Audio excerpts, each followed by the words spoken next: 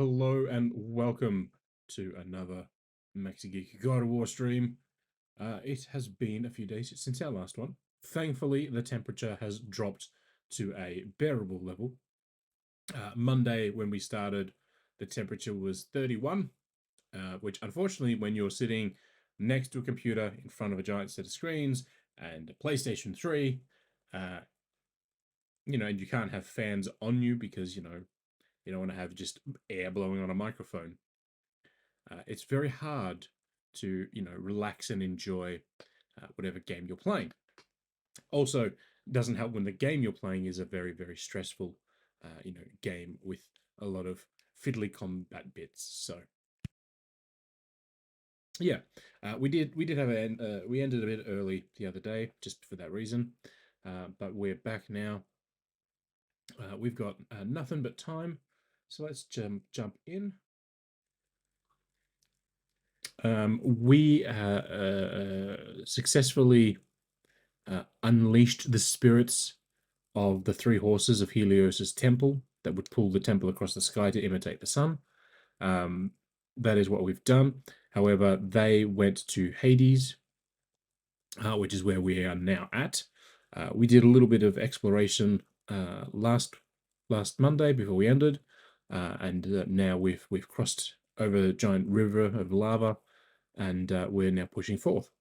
So let's jump back in, see what madness we can get up to. From memory, this is where we came in, yes.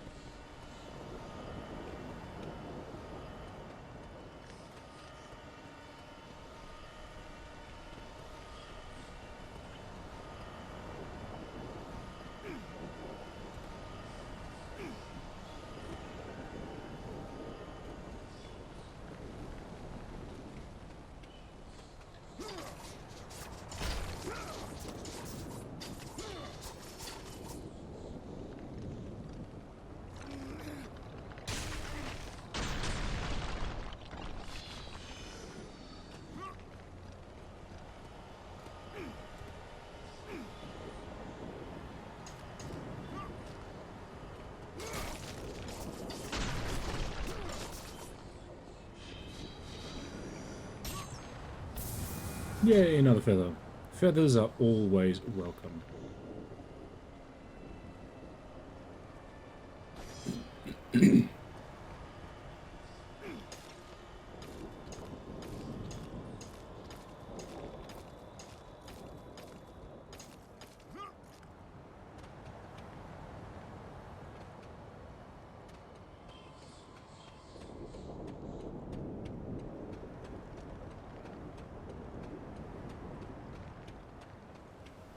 Well, magic chest generally doesn't bode well for an area not to have fights in it, so... What a surprise.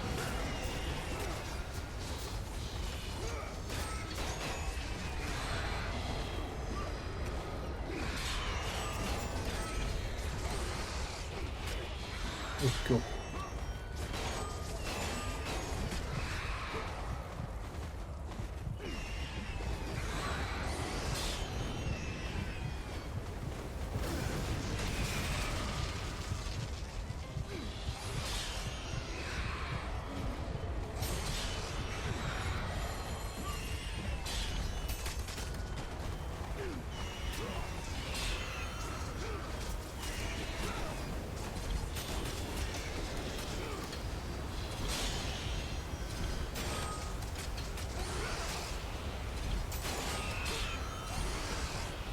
Oh.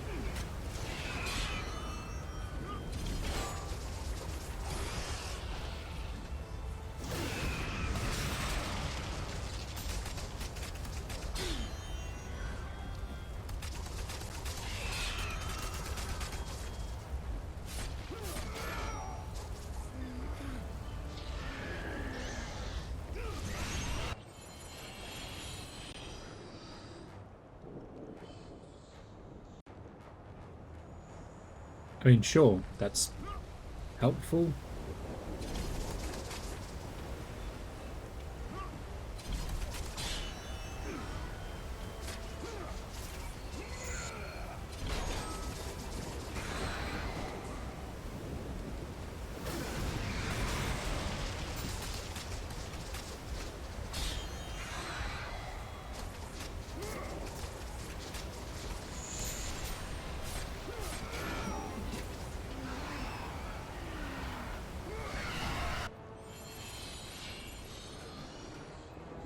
Oh, thank goodness they showed me that the second one activated the second part of the door.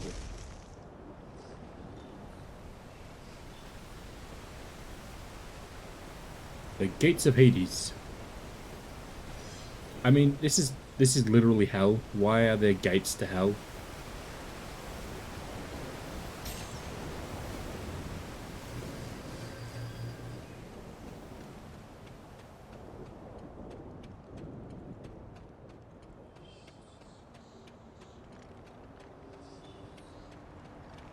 It's the one thing I don't like about these older games. When you have no control over the cameras, you just have to grin and bear with some of the questionable camera positions. It's like the original Resident Evils. Even the Cube remake of the first game had that same problem.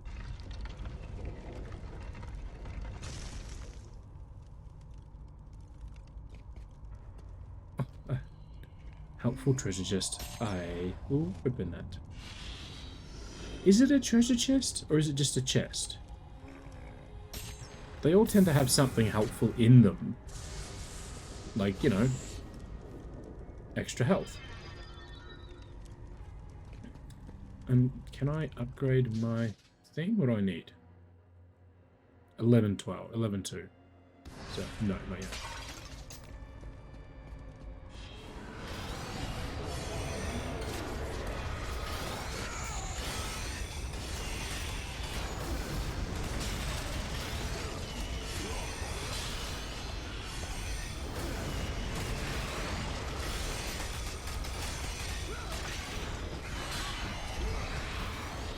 I thought I missed his second attempt there, but I clearly was too close.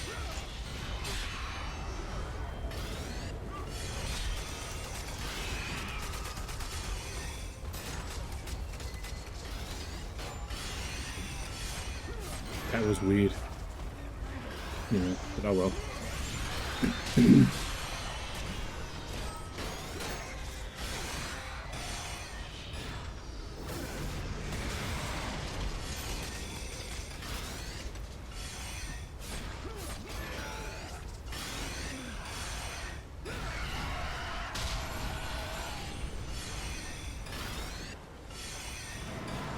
See, I didn't even realize that they were shooting blades.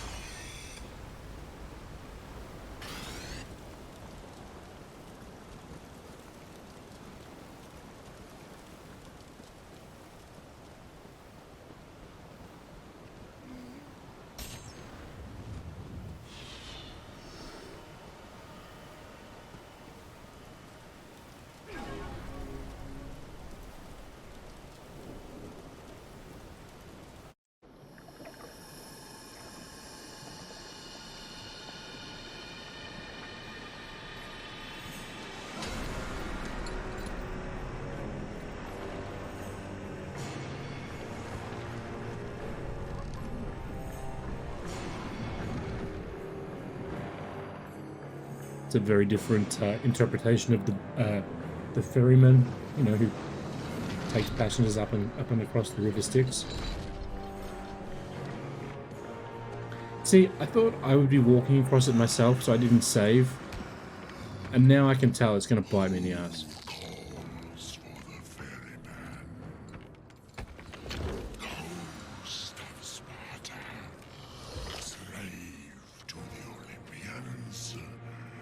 Slave to no one, Charon. We share a common fate, Kratos. The gods will release neither of us from our torture. Be gone. It is not yet your time, mortal.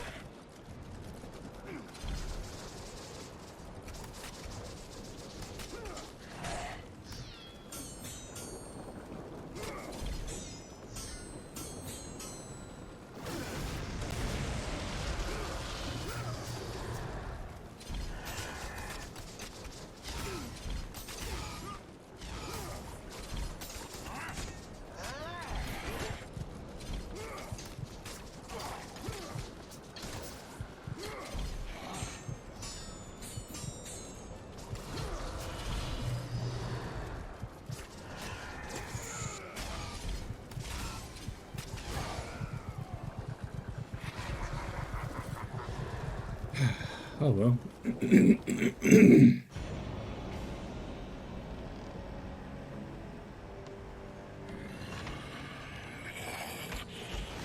chose your path. Ghost of Sparta.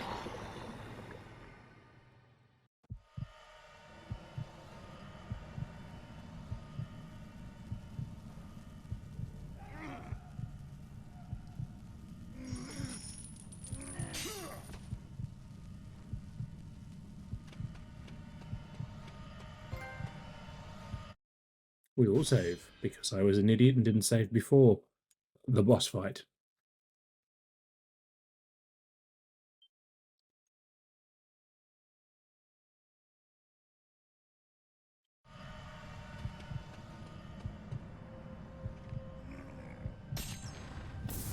Yay, another feather. Can I talk to the person hanging up?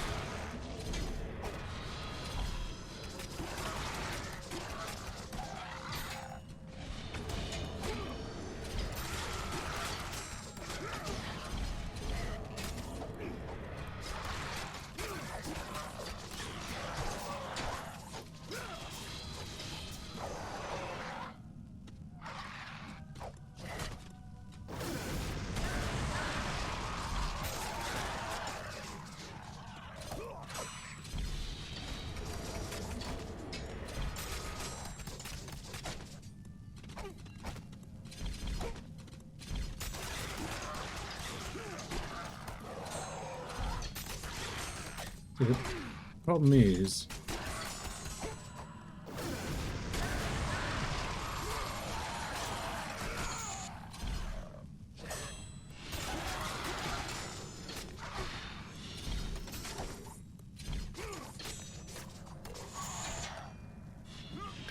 they like to block all the attacks.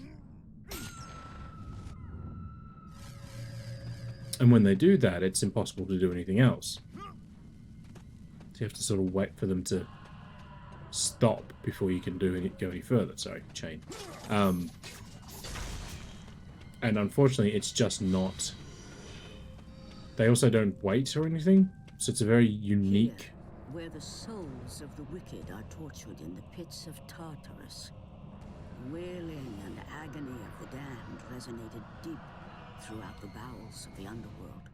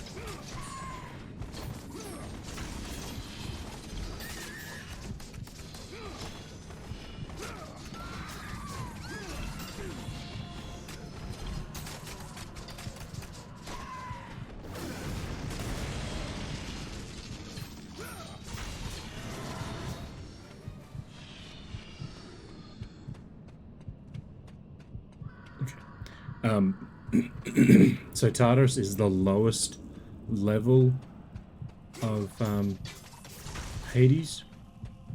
It's traditionally, it's in the mythology is where all the worst of the worst people go.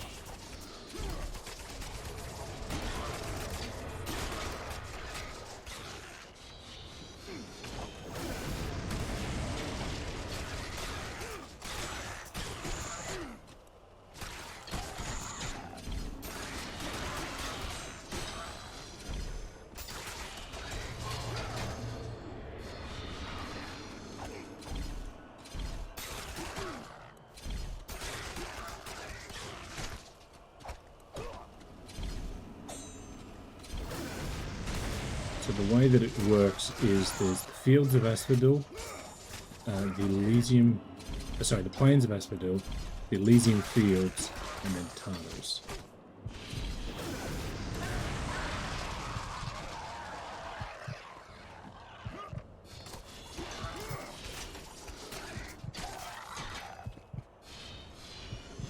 Well.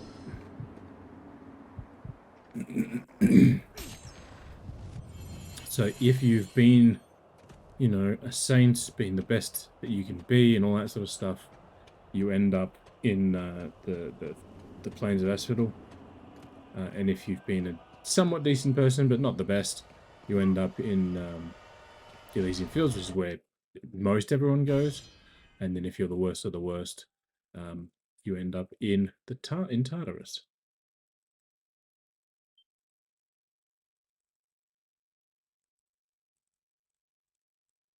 So I'm just looking at the closed captions.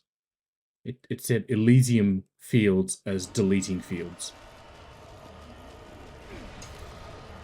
which made me laugh.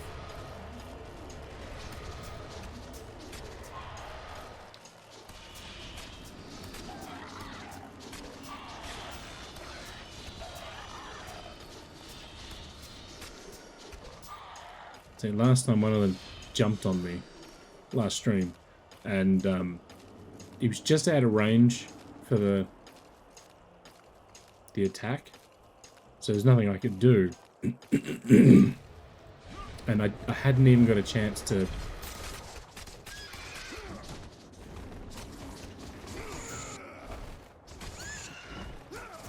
hadn't even had a chance to, you know, prepare a counterattack when he latched onto me before Kratos was, you know, kicked off the cliff himself.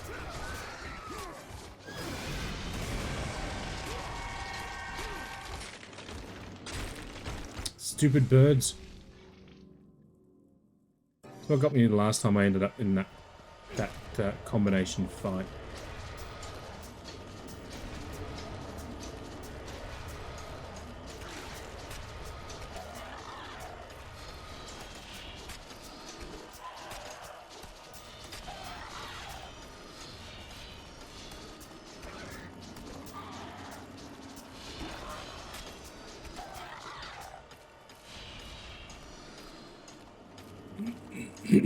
Well, we do have enough to upgrade our Blades of Chaos again.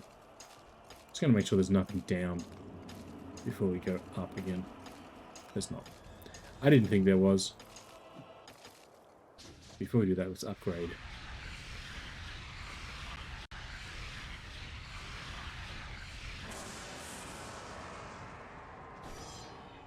Cool.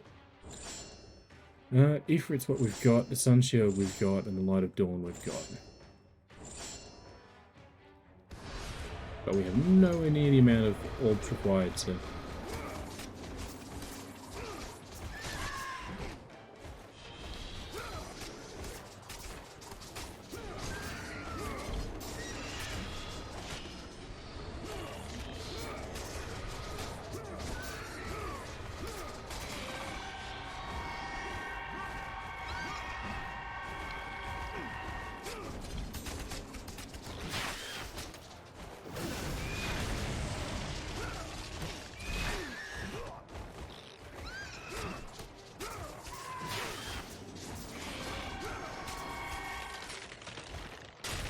See, I don't have an issue with being turned to stone when it's just one of them.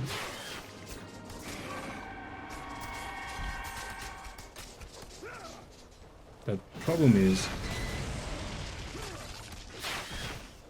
they like to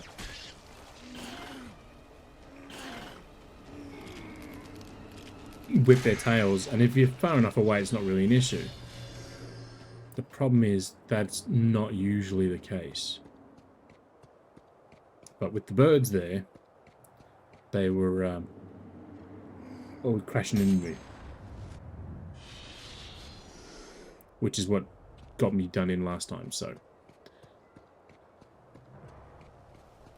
That's Hades, that's Zeus, and that is Poseidon. I don't even need to read the statues. The little scripture things next to each of them. It's like, I know who they are.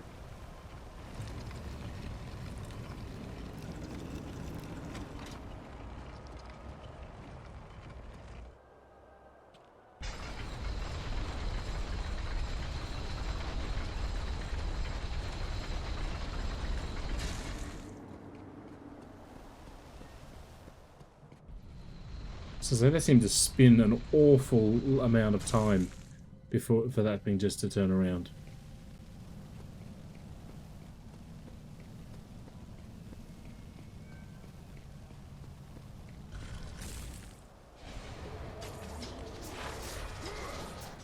Oh well. Oh. I was thinking like, oh, I wonder what fight I have coming up now.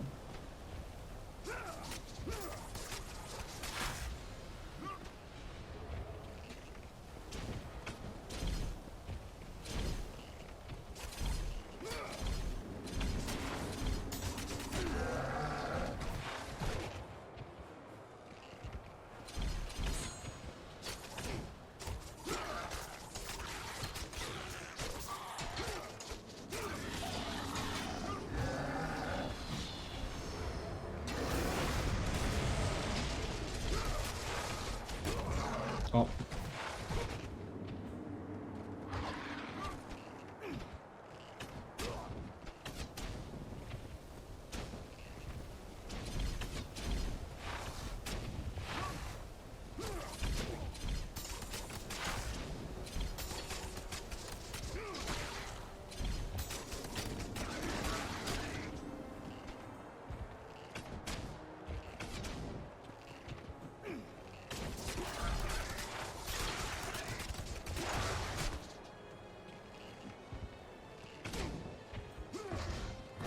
Oh.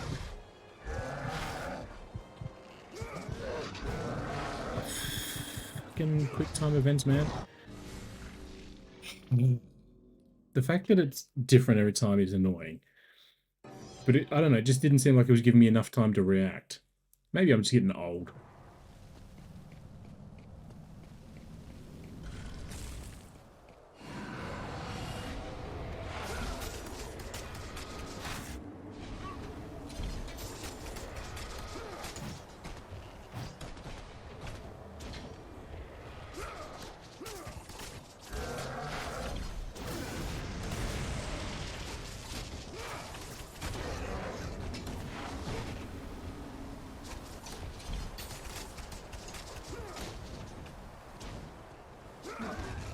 Oh, that time I hit square.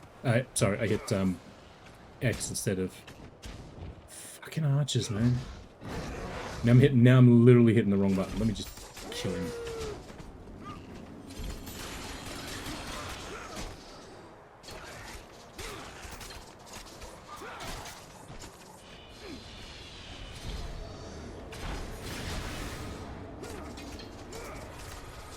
So we got, there's 2 of them now.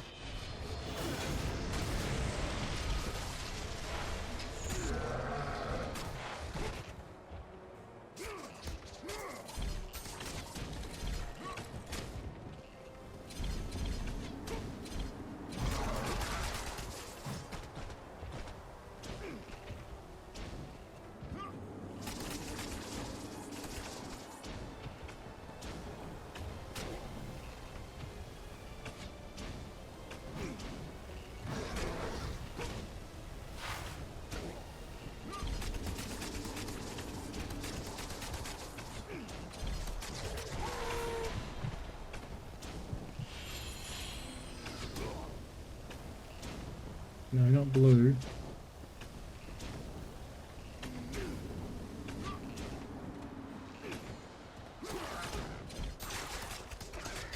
Yeah, it's a lot of Devil May Cry barriers in this series, unfortunately.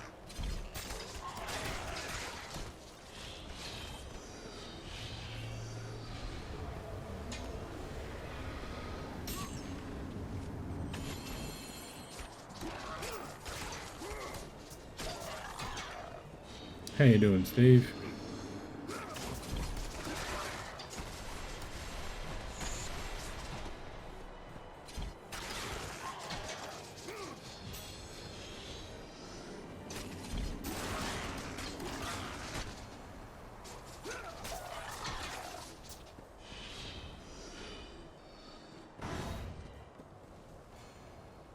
Yay. Right, I'm pretty sure I can destroy this door, can't I? Okay. Seems I cannot.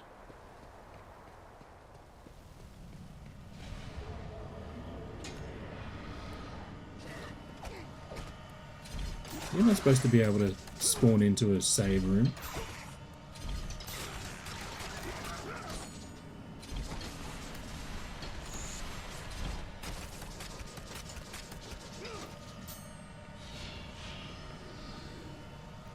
Yes, it's been... I'm not jealous of you doing 9 hours straight of a game, because it's been far too long since I've done that. But I do recall the last time I lost myself in a game. I was doing it with Starfield. I was, it's like, oh, I'll just do one more thing. It's like 2 hours later. But I do recall those times when I've lost,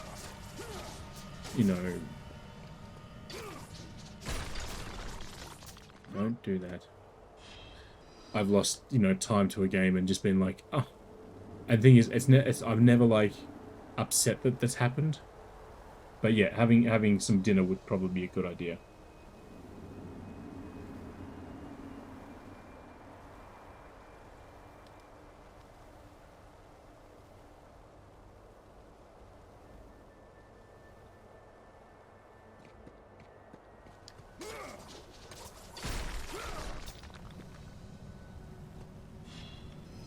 Feather or Gorgonite? Which one? Feather!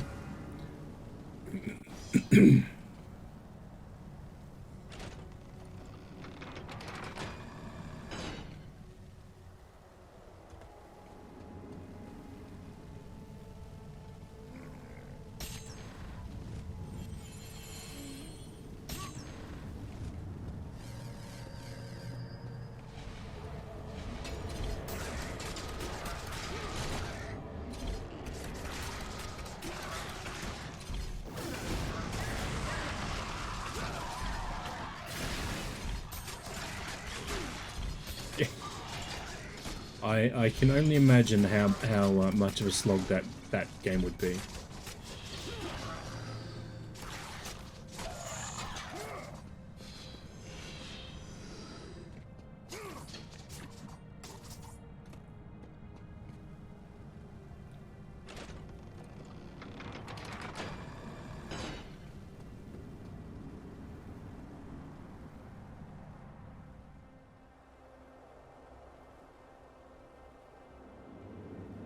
I mean, it's definitely not the throne of Hades.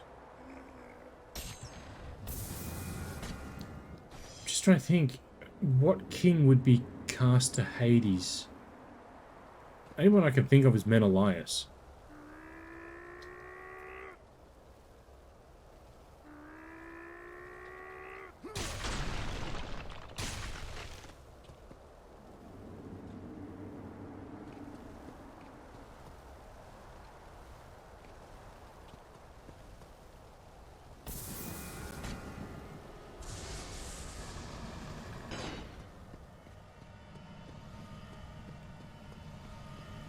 Yeah, the only king that I know was found in Hades was Menelaus.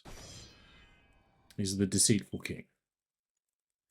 He does he was the king who commissioned the creation of the labyrinth that Daedalus built.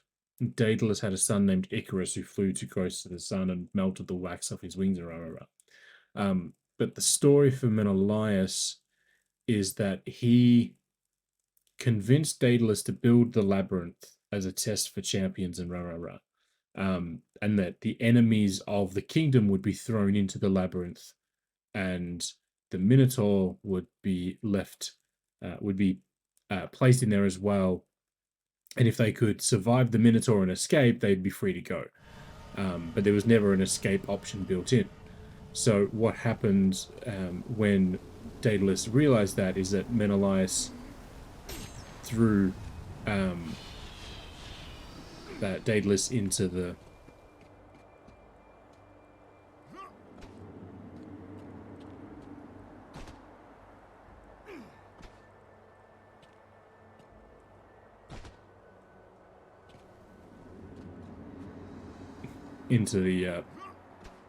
labyrinth as well.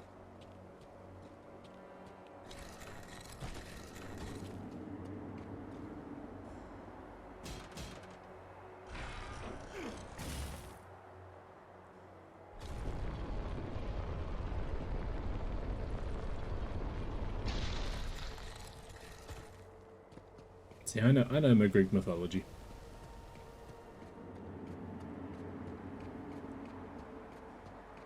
It's the fact that he was on a you know, had a crown on his head and all that sort of stuff. The only character I know that was a king and was in Hades is Menelaus. There could be dozens more, but he's the only one that comes to mind. So.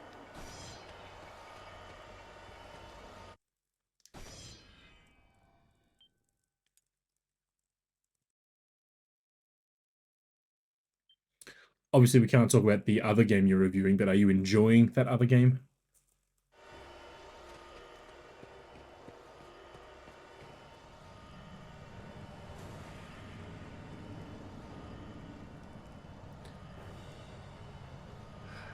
Yeah, so Sisyphus, his punishment was to eternally roll... Oh, piss off with your shield.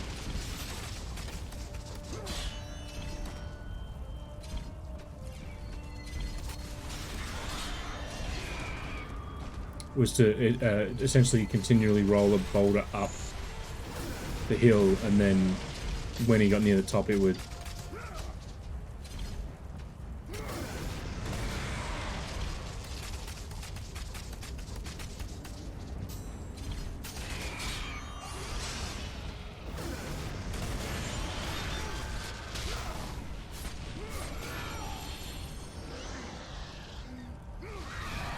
That is good to hear. Who's the other one said? Theseus. Was Theseus a king? I don't recall him being a king.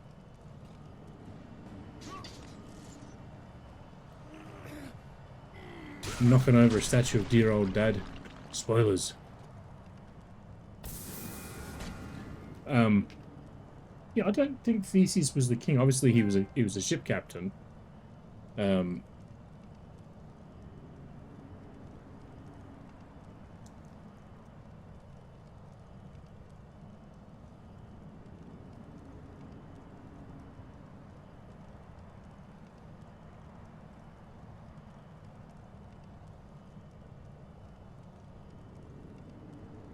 You know, so Theseus' thing was to fight the Minotaur on against the King Minos of Crete.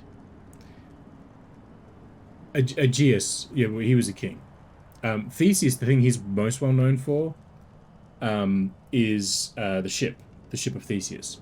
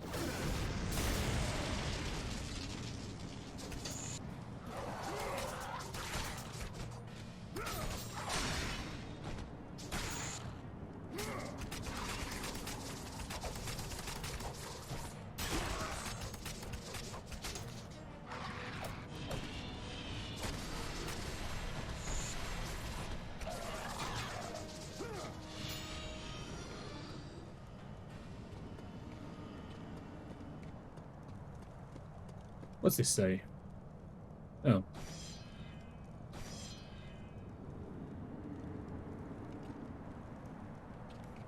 Yeah, Persephone's mother is, people like to say, Demeter, but it's Demeter. Let me save it here just in case. But yeah, Demeter is the goddess of agriculture, essentially. And Persephone spends 6 months of the year with her, and then the other 6 months with her forced husband Hades.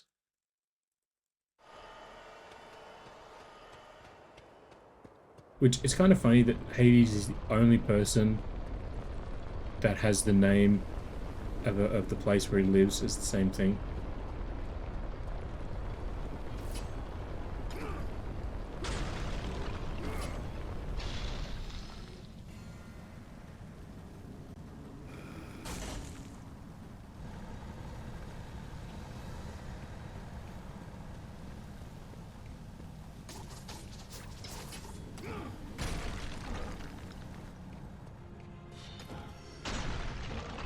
I'm trying to think where the gauntlet of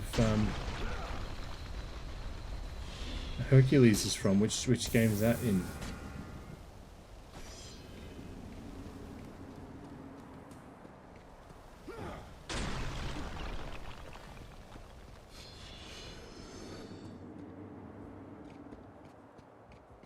Okay. Obviously that'll be a while before we get to that one, but...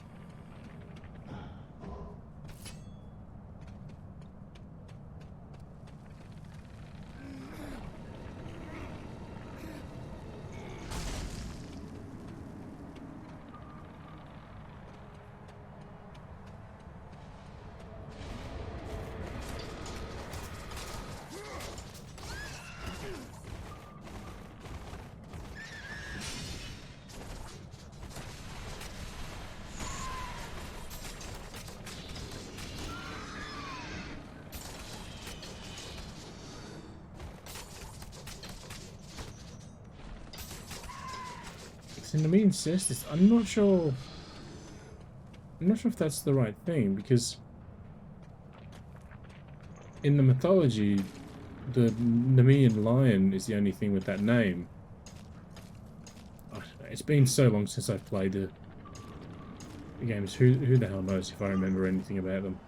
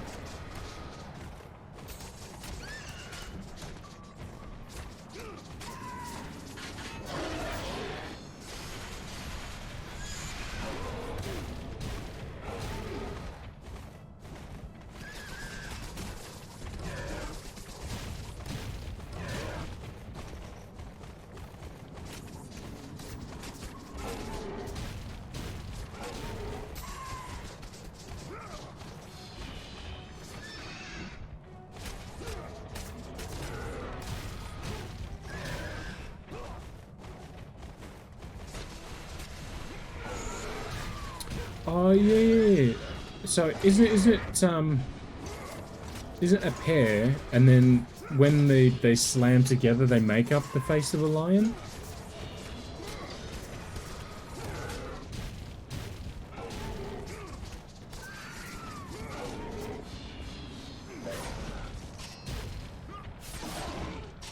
I'm pretty sure that's what it is. But again, it's been quite a number of years since I played that game. I'm literally going to pause it. I'm going to look it up because I need to know. Nemean.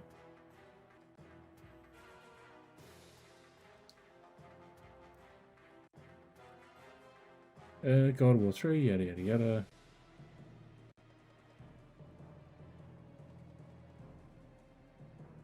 Pair of large metal gauntlets, each forged resembled a snaring lion's head that greatly increased the strength of its wielder.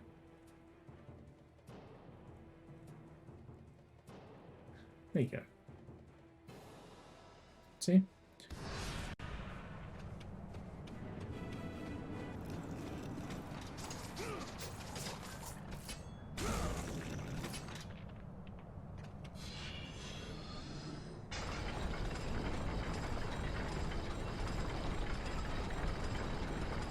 You're talking about the Disney game?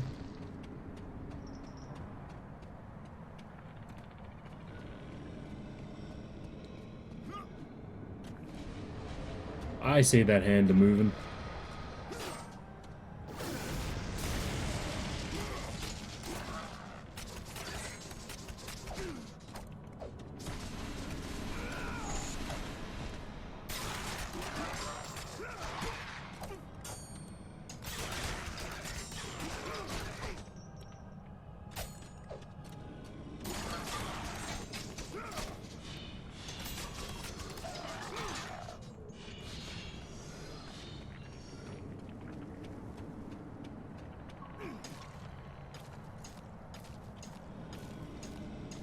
You know, I don't know that that game.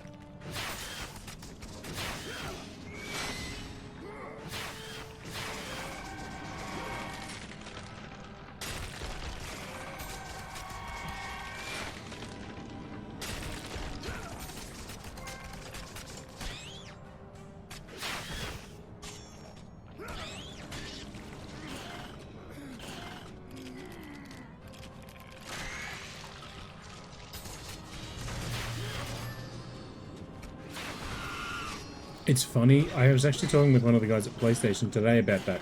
I haven't had PlayStation Plus since August, and I don't think I have a need to get it back anytime soon.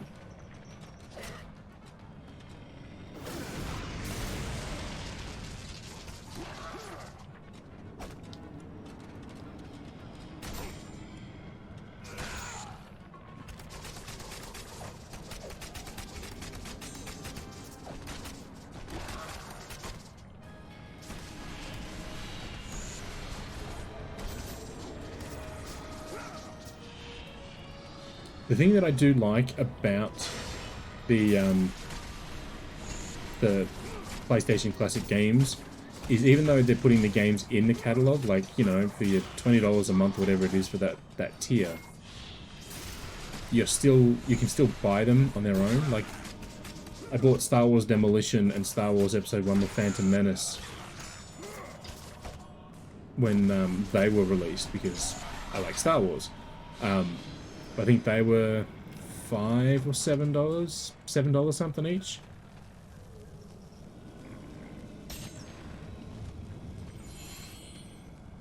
Like, I wouldn't be, you know, upset if they didn't sell them, but it's like, the fact that they do is I'm happy with that.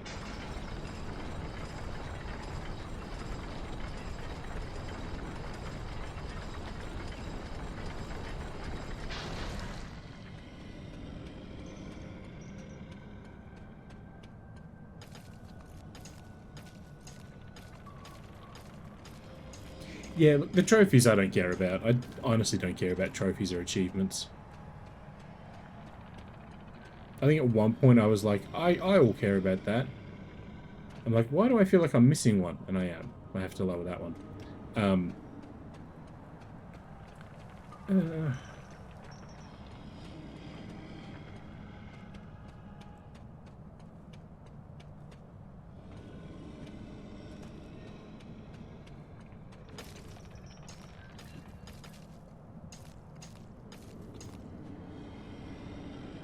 thing that I laugh at with them is you can see the games will be, I think Demolition was like 3.5 gig, and you're like, it was released on a CD. It's a single CD. You can't tell me that your emulation technology is 3 gigabytes. And more so because it's a PS1 game. If they were emulating PS3 games or something, then sure, I would understand that. But they're not. They're emulating PS1 games. The fact that I can download a PS1 emulator for all of, 30 megabytes right now.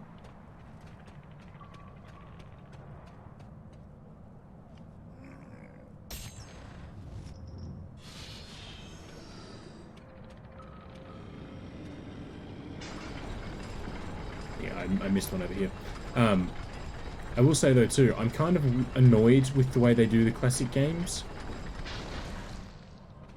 So, in the ones that were announced today, which I will bring up because I remember 2 of them. Well, actually, I remember 4 of them. So, Resistance Retribution, was a PSP game initially. It's like, that's fine. Jet Rider 2 is a PS1 game. And then you've got Tales of Vesperia and Tales of Symphonia remastered. They're both like the HD versions. So they've been remade for PS4 and PS5, but Sony throw them in as classic games because they originally released on older hardware. And oh god, what the hell was it again? Tales of Symphonia, yeah, remastered. That never released on PlayStation to begin with, so it's a debut. So its first release on PlayStation was PS4, like in terms of the oldest console it went to. So why it's considered a classic game and not, in the regular catalog, I just don't know.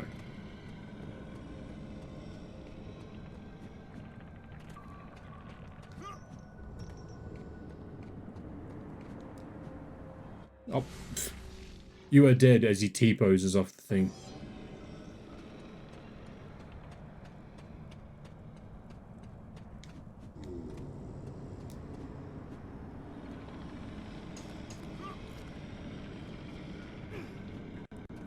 Look, and I'm not saying these games aren't considered classics or anything like that, but it's like, if your entire premise is based around the fact that a game was initially released 20 years ago, it doesn't necessarily make it a classic, it just makes it old. Like, they even did it, I have to bring it up again, they did it with the January one as well. They do it all the time, let's be honest.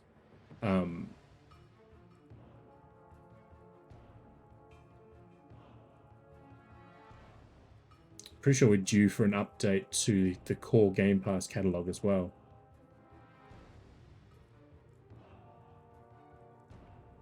Yeah, so classic games in January, we had Rallycross added, that was a PS1 game. Star Wars Episode 1, another PS1 game. Then Street Fighter 30th Anniversary Collection. That was a PS4 game. It never released anywhere else because it's the 30th Anniversary Collection. But because it included a bunch of games, some of them we hit PS1, they classed it as a classic game. And The Legend of Mana, again, not a PlayStation. It was PS4 remaster of the PS1 original. It's like, okay, if it's a PS4 remaster, it shouldn't be in the classic games because it's built for the PS4. So, and they did the same thing with Secret of Mana. So, yeah, I don't know. It's just, I don't understand their logic about how they're making these decisions. No, let's not worry about him yet.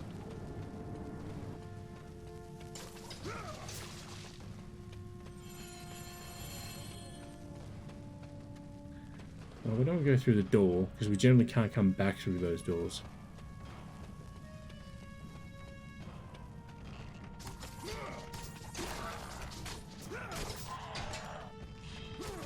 Look, I have no issue if they want to say that, then, if they have a choice, they're going to put the PS1 the remake or the remastering of a game on instead of the original. I don't have an issue with that. But if it's a remaster, if the Metal Gear Solid HD collection gets added, which from the PS3, not that it will here, but if it got added, then it should be it should be in the newer stuff, not the classics.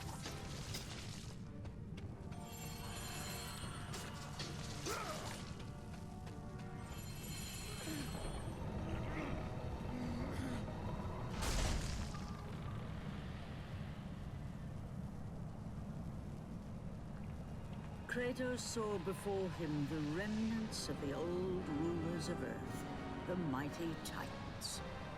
Defeated by the gods and enchained in the depths of Tartarus, they suffered their unjust penance. And for their torment, it was well known that these immortal beings hated the Olympians with immeasurable fury.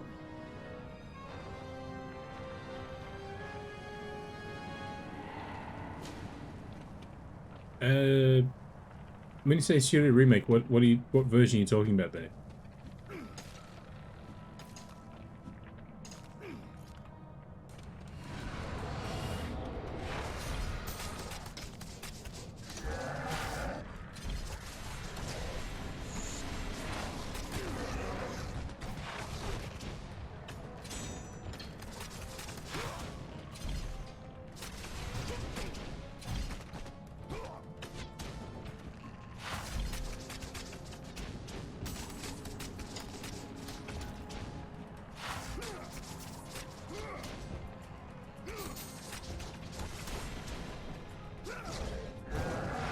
Oh, for fuck's sake.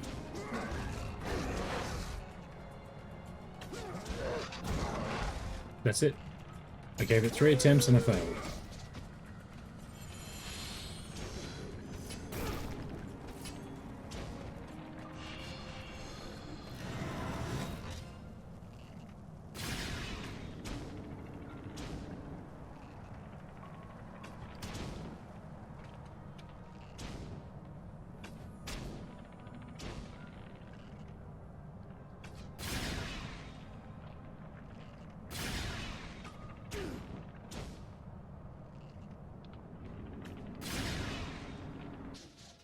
I don't recall the GameCube remake hitting any other platform.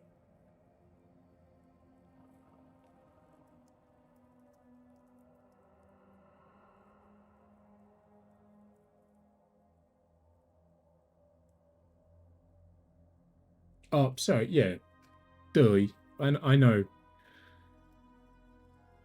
Yeah, well, they did the HD versions of it. Yeah, for whatever reason, I just never tweaked. I owned the damn thing on Xbox, and I just never tweaked.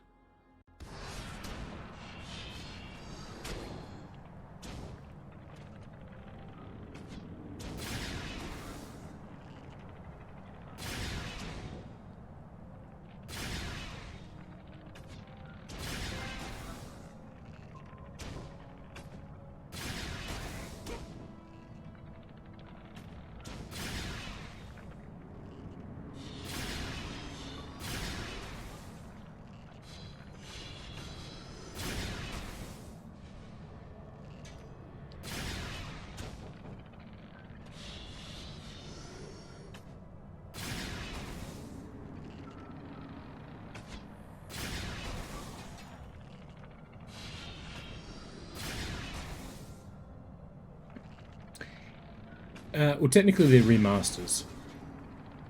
Technically.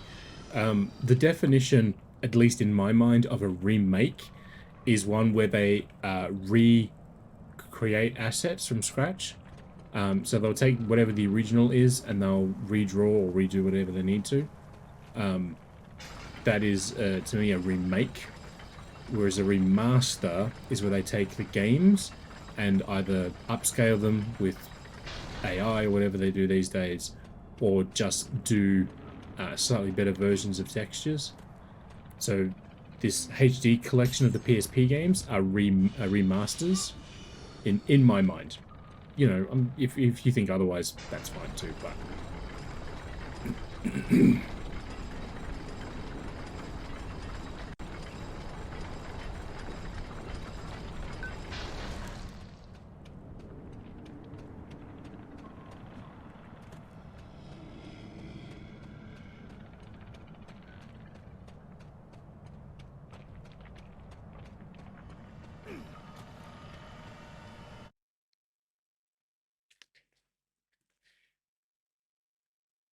The only Resident Evil original game that's a remake is the GameCube release, because it was rebuilt from the ground up. It wasn't, they didn't take anything from the PS1 version and put it in the GameCube version. They rebuilt everything from scratch. That is the definition of a remake. They remade things.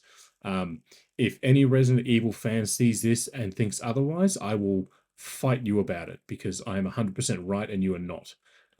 It is the same reason that Shadow of the Colossus on PS4 is considered a remaster, not a remake, because they upscaled things. They took the original PS2 game and they plussed it.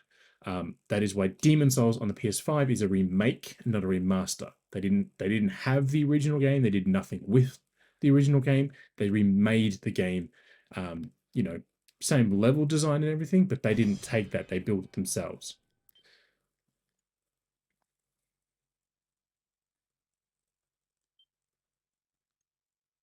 Where you can murky the waters is when you start talking about ports and collections and such.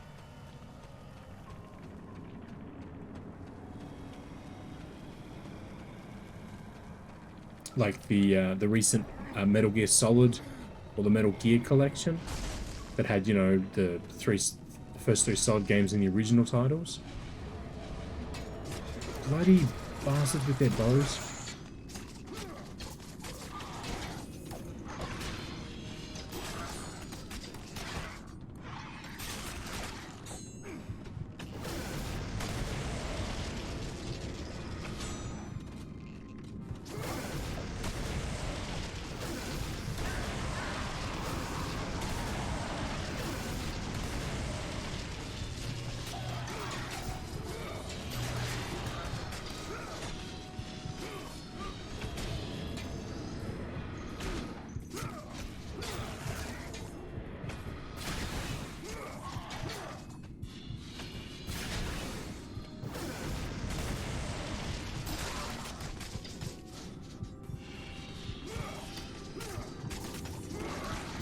Well, I got distracted by the fight.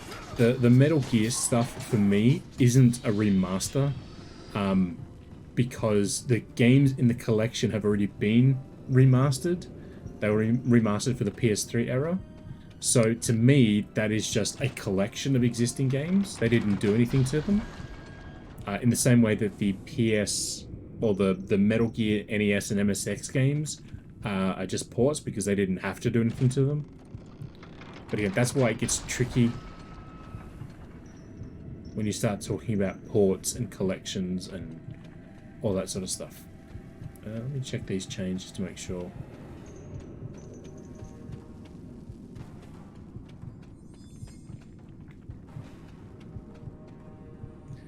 So the scuttlebutt that I've heard is that the Volume 2 will be a next year collection, not this year, but next year, and it will include the Metal Gear Revengeance, Guns of the Patriots, Phantom Pain, and that multiplayer thing.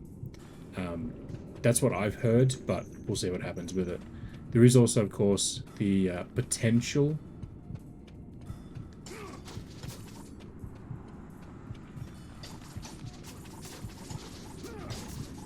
for them to include Twin Snakes, but that could be a Nintendo exclusive thing if they did that. Oh, there it is. I'm like, where am I going? But yeah, the scuttlebutt again is that there's 4 games. Well, the problem with Peace Walker and Portable Ops is that Sony themselves have a hand in those. Much like Nintendo do with the Fatal Frame remakes of late. So we'll see if Sony want to play nice there. But yeah, I would imagine that they'd be in there too. So that would give you 6 games to match the 5 games from the first collection. And I know there were 7 games in the first volume, but the NES version of Metal Gear and Metal Gear 2, I suppose Metal Gear 2 doesn't really count. It's a completely different game. But my point being is when they're already there in one form and then they're ported to another one, I wouldn't count them to be different games.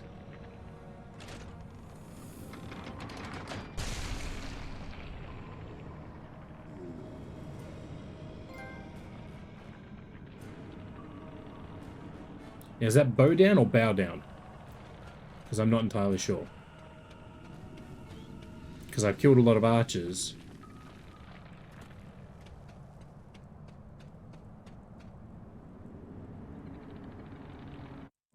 By the hands of Zeus, the Titans had been bound and shackled in their torment for 1,000 years, with no hope of escape.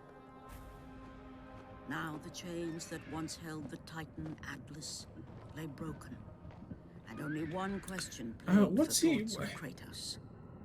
Who will release such evil? I was literally thinking, I've seen something recently where they were talking about Atlas being the bad guy, and it was literally this game.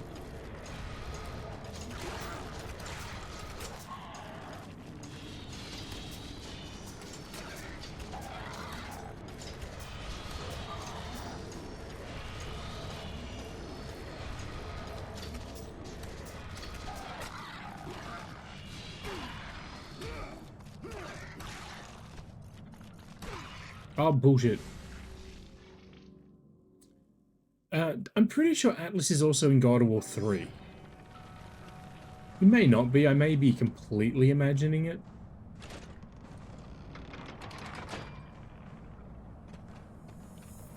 So let me just see. Do I have to do it all over again? No, okay.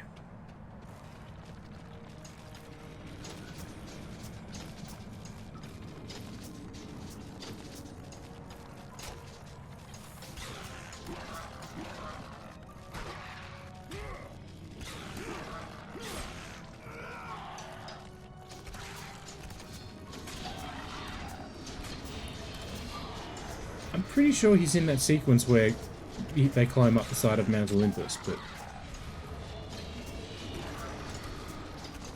I'm just going to cheese it. I'm just going to hang here.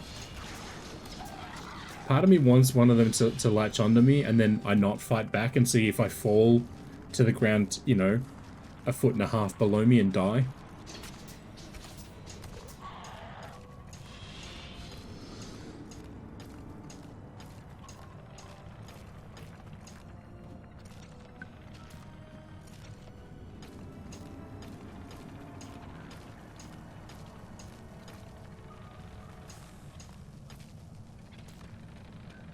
Let me save this. Also, Steve, while thinking about it, Fantastic Forecasting. Is it fantastic or you're a bit eh?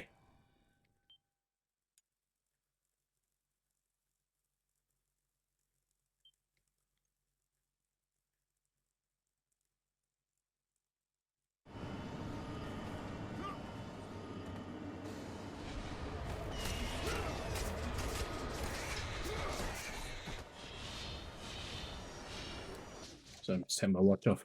I'm mostly concerned on Johnny Storm because the kid they've got, I say kid, he's 29, but the actor they've got playing him is a completely unknown. I say completely unknown. He was in a season of Stranger Things. He was in some Game of Thrones.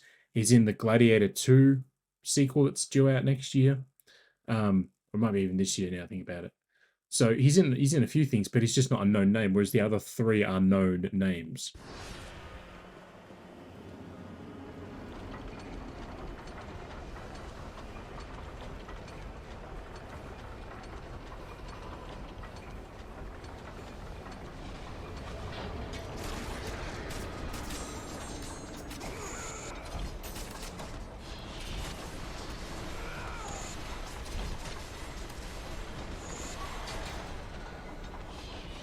The only part that worries me about the movie is it's due out in July of next year, maybe even June, which is not an issue, except I don't recall them having started filming yet.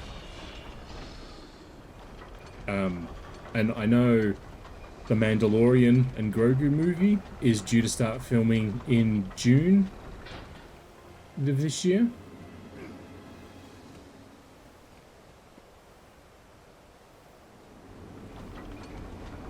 So if, you know, Pedro Pascal's locked up for a couple of months filming a Star Wars movie,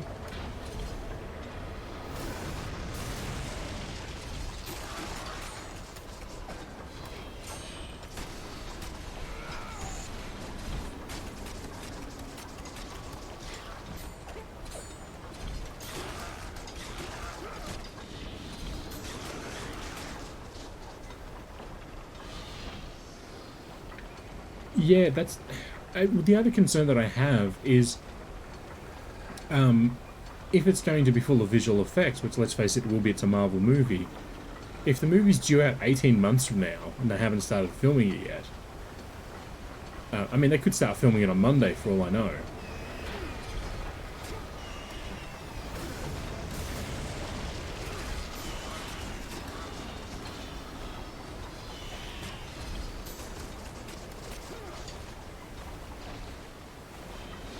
But it just seems like it's not really a big turnaround time. I killed you, you bastard thing. It's not really a lot of time to turn around a full movie. Well, that's the thing too, is like one of the biggest problems that Marvel has of late is that their CGI generally looks kind of weak because they keep rushing it.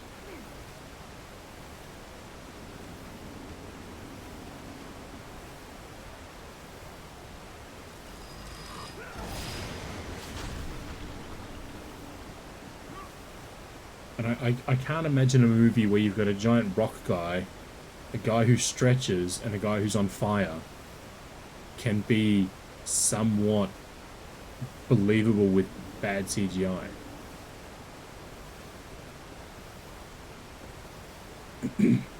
I don't count Sue Storm because she's the easiest person to do.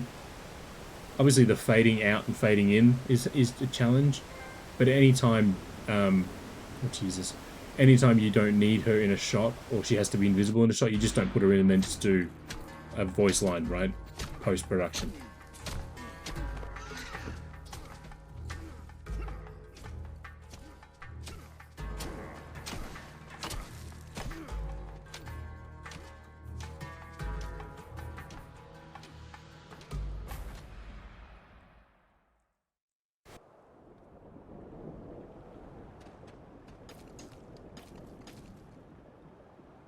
Essentially.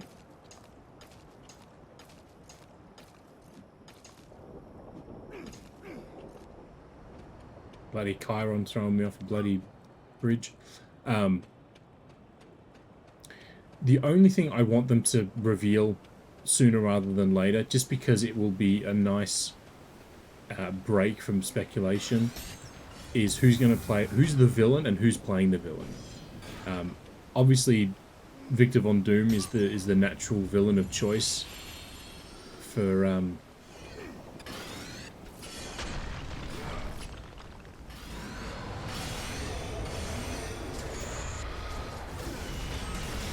Fantastic Four production, but it's like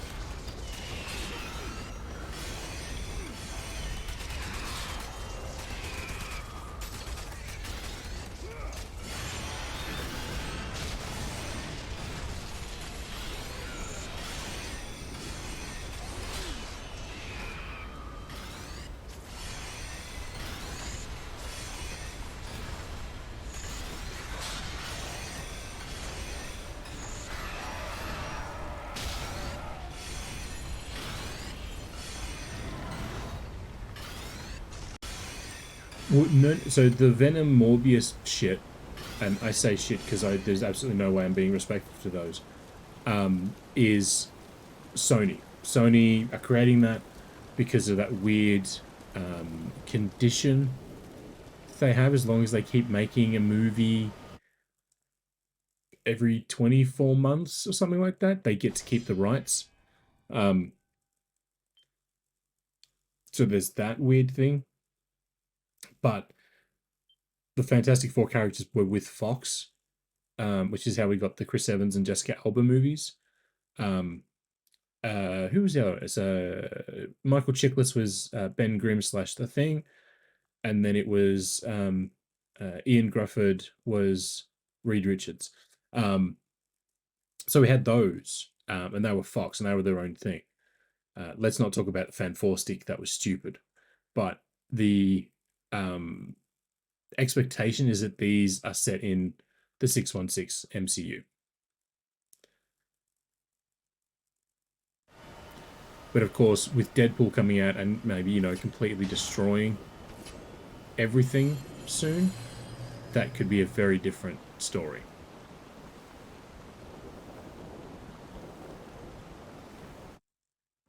You again. The walls of Tartarus would not hold Atlas, and they would not hold me either. The gods have obviously taken pity on their slave. You underestimate me, Charon. This time I will not be so merciful.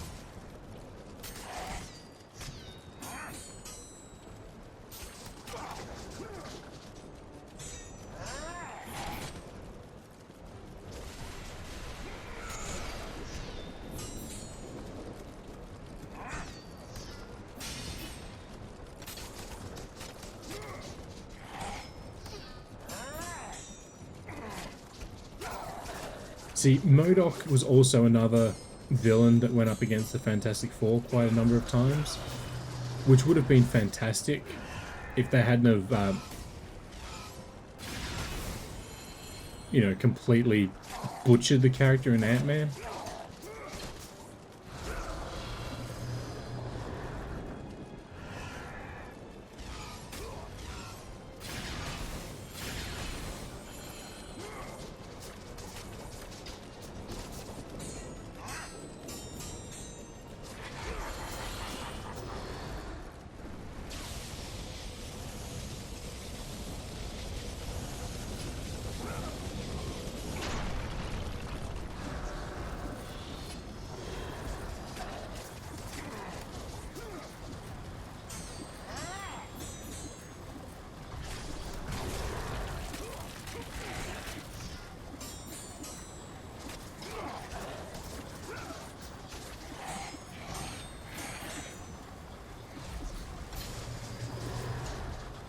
I don't think MODOK would have been a hard character, I just think they didn't try.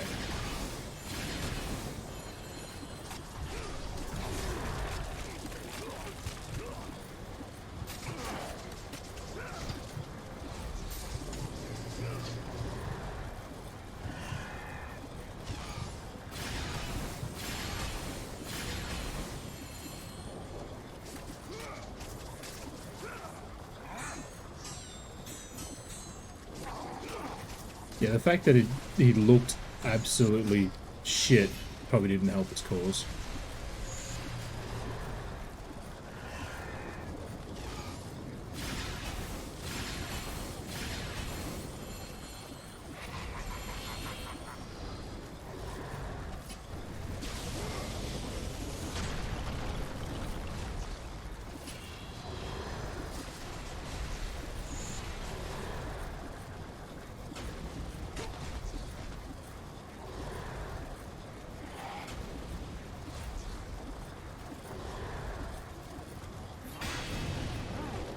That's not fair. Yeah, like, that was the weirdest thing. Like,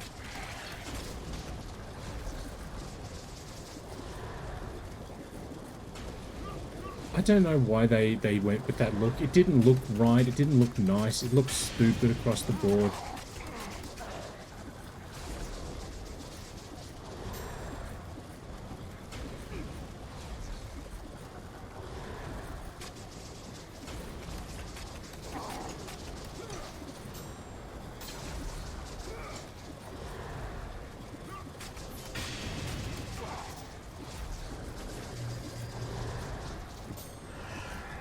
Oh, now you do it.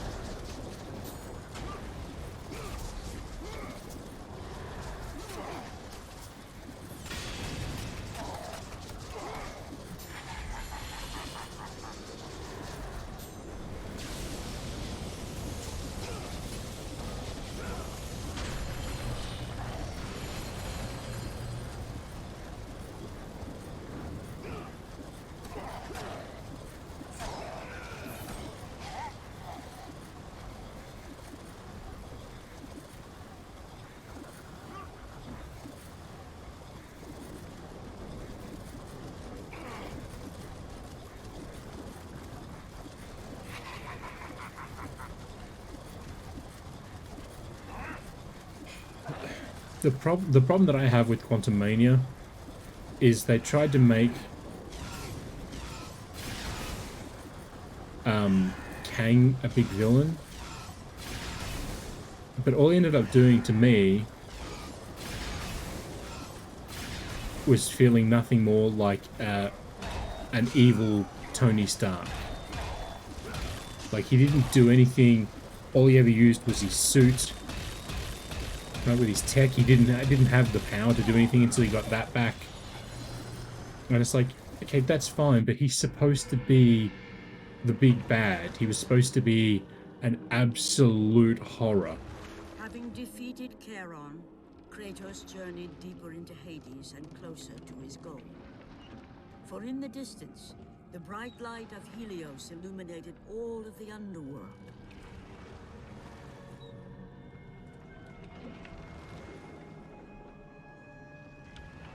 But something on the shore caught his attention. And to Kratos, it almost seemed an apparition. Calliope! Upon seeing his daughter, Kratos realized that all that he had been working for, all that he had wanted, was within reach. Years of service to the gods had not delivered him from his pain, never had it eased the burden of his past. And now, Calliope was found. Calliope! See, the problem that I have with the Marvel villains is they give them a one-dimensional reason. Like Obadiah Stane in Iron Man, his reason was he wanted more money. He wanted power, right? And you go, yeah, he was a businessman, that made sense for him.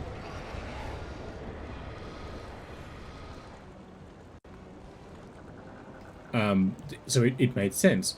Iron Man 2, Whiplash, well, you know, he was a genius, but he had no power. Justin Hammer had the money, but no actual abilities. So they combined together, and that was how we got the drone thing. But every villain's always had a single reason. It's always revenge, it's always power, it's always money. Thanos' reason was different. He wasn't doing it for himself. Obviously, in the comics, he's got his whole heart on for death. But he wasn't doing it for himself in the MCU. He was like, if the universe is going to survive, we need to get rid of half the population. Obviously, he could have snapped the stones and, you know, developed twice the number of resources, but whatever. So, but that was his reason, and it wasn't I'm doing this for power. He wasn't doing this because it would give him, you know, a high or something. He was like, no, if we don't do it, we're screwed. And even bloody Ronan the Accuser in the first Guardians, his thing was, I'm working for Thanos until I decide I'm not going to, because I believe everyone's evil, right? But every villain, every Marvel villain outside of Thanos is generally the same way. The only exception to that is Jake Gyllenhaal's Mysterio, because, yeah, he wanted sort of to be, you know, respected and everything, but he wasn't the only one.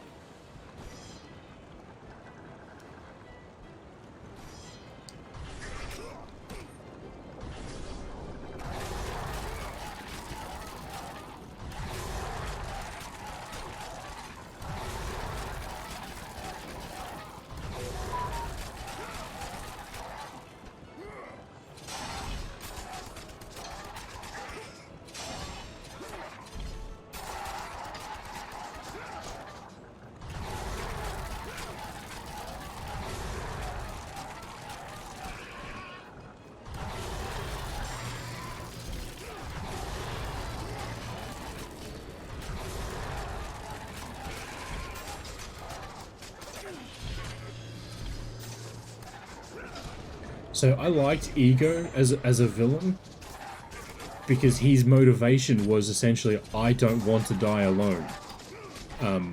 You know, not perhaps the best motivation one can have. But that was, you know, he was the only Celestial, he was the only one of his kind that he knew about. He was like, I don't want to die alone, this is torture for me. So I have this plan.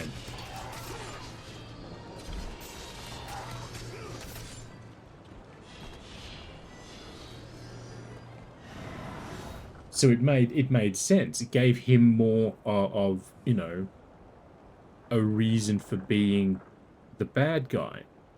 And while I loved the performance of, and I don't remember his name, but the baddie in Guardians 3, his whole thing was, I know better than everyone else, so let's make my decision the only one that matters. And it, you know, wasn't that impactful.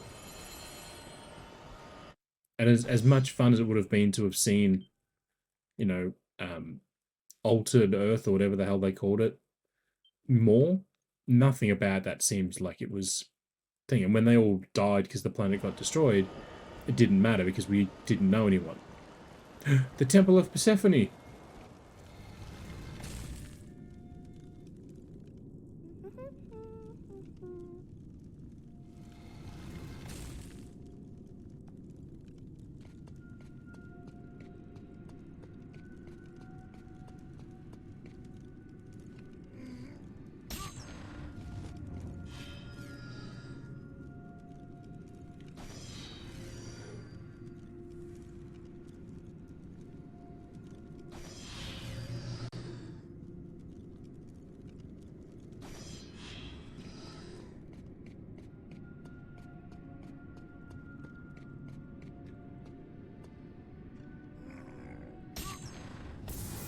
Yay, more health. Yeah, I don't know. My biggest issue with the MCU, especially the TV shows, well, I don't think this was her initial design. I think this was the design of Hades. But with the Marvel villains, especially in the TV shows, is they've got a chance to deep dive into them, and they never do. The TV shows are all about the heroes again, and it's like, okay, like Gravik in Secret Invasion could have been a richer villain, right? If he didn't snap and just become a murderous piece of crap at the end. His entire thing up to that point was, I want to make a home for my people because Fury lied and he betrayed us.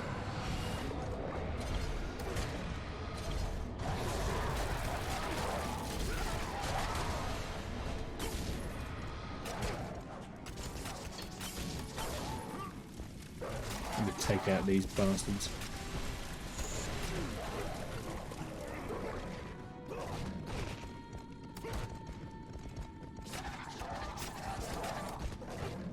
Oh, don't do that. Don't leap.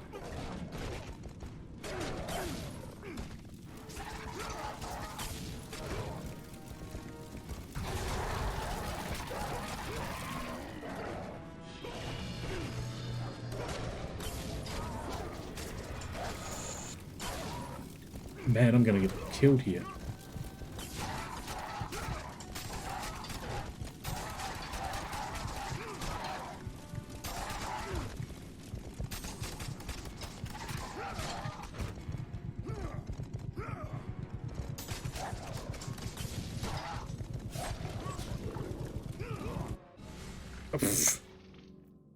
Well, so when I review these things, like I haven't watched any of the Halo yet. I'll wait till they've got a good number of episodes out, because the first season it felt like the first 4 or 5 episodes were actually the first like 2 episodes. It was really weird. But the problem that I have with the Marvel stuff is they'll give me early access, which I'm very appreciative of. But it's like they'll give me 3 of 6 or 4 of 6. And then I have to wait on the rest, right? But because I sit there, like, I'm just trying to think which one it was. Moon Knight, right? I saw the first 4 episodes of Moon Knight, and I had to wait 5 weeks after I saw the 4th episode for the 5th episode to come out, because I got it so early. And I have no issue with that. It was fantastic to watch. But as I'm watching them so early, and I can't talk about it with anyone, so I'm literally like, aha, okay. And then I'm just bouncing it in my head, like, okay, what does this mean? What does that mean? What if they go this way? What if they go that way? And I'm sort of really diving into things. The benefit for that is that I have more time to think on the storyline, whereas everyone else gets a week to do it, right? The week between episodes or whatever. But the flip side is that, I've had weeks to build up on something, and then, within 2 weeks, it all comes crashing down because it doesn't go the way I'm expecting it to. The problem that the Marvel shows have, and I say this every time, is they basically take a 2-hour movie script and they split it into 6 45-minute episodes. Ideally 45 minutes, because a lot of them sometimes don't even make 30 minutes of runtime. But they split it up, but they don't pace things out better. So you've got characters that in a 2-hour movie, that growth progression would make 100%, sense. Over 6 hours of TV, it doesn't make any sense. So, like Gravik, again, I'll go back to Secret Invasion. We never saw Gravik get his first batch of powers or abilities from the machine. And, if we saw that, and, we saw him use the powers, but if we saw that happen, and then maybe when he got out of the machine, he staggered a little bit or something, that may have put into people's heads, okay, maybe this isn't a great thing. Maybe too many powers, or maybe powers in the Skrull DNA doesn't quite work the way everyone's hoping it will. And it would have made his descent into being stupid much more believable. But he goes from being this like calm, suave villain who sits in the background, just watches everything, to being this narcissistic, if you're not with me, I'm going to kill you vibe. And it's like, over the course of, 30 minutes of screen time over 4 episodes, it just didn't make sense.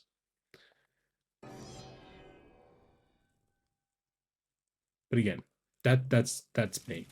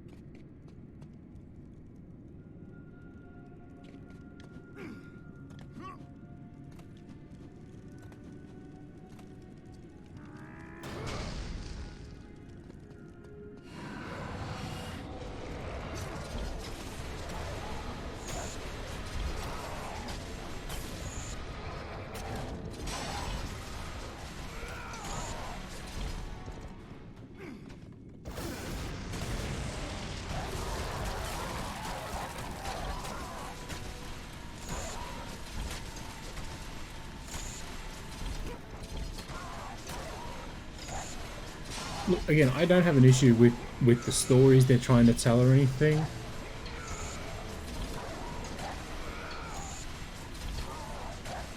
But it's just like, they need to do better.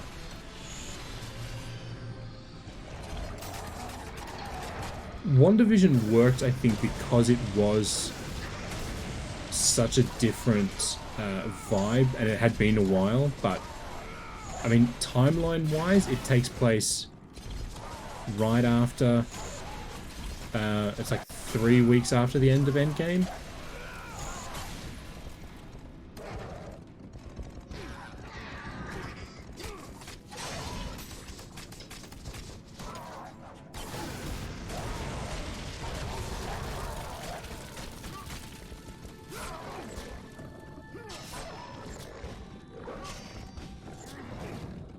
Oh, come off it.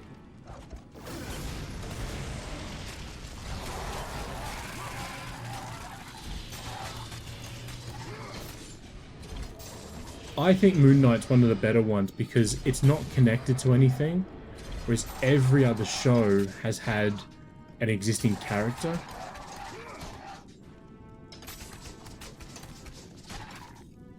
I think Moon Knight has a reference or two, like they mentioned something about the MCU, but that's really it. Because it's its own standalone thing, like it doesn't require you to actually have watched anything else. It makes for a more interesting show. Peacemaker's good. I think it was an episode or two too long.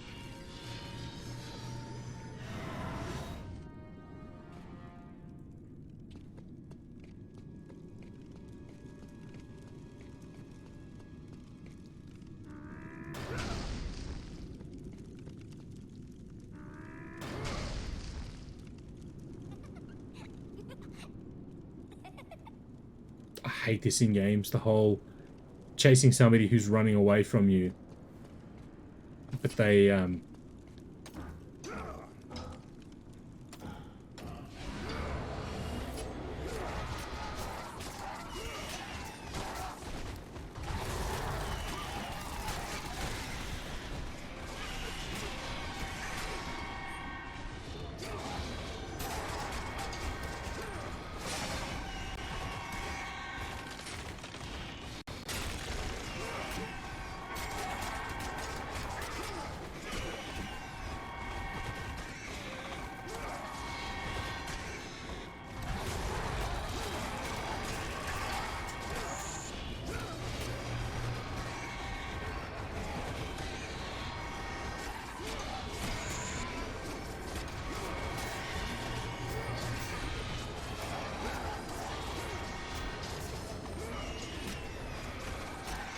it's not even the fact that it's a giggling child. It's like, if they're running away from you and I've just spent 10 minutes facing down enemy after enemy in another room, why are they just ahead of me still?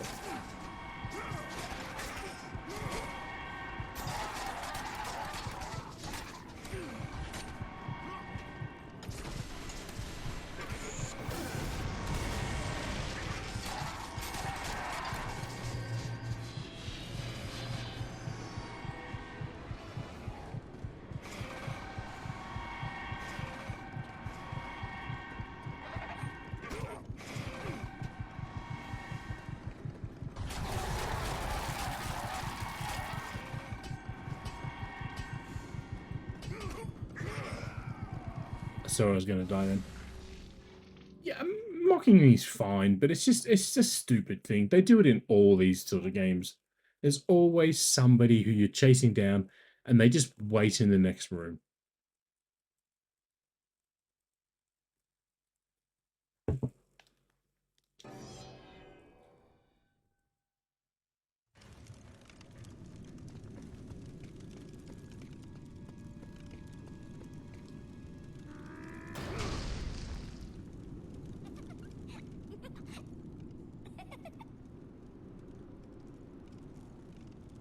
And can we talk about the fact that these are glowing the same way that the other things were that I could destroy with the fist?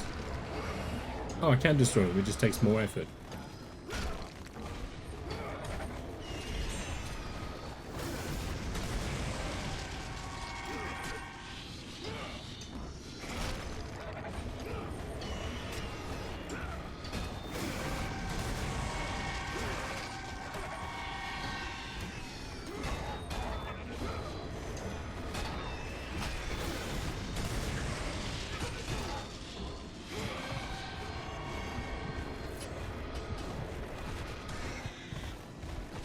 These goddamn feckin' flying things keep trying to do the...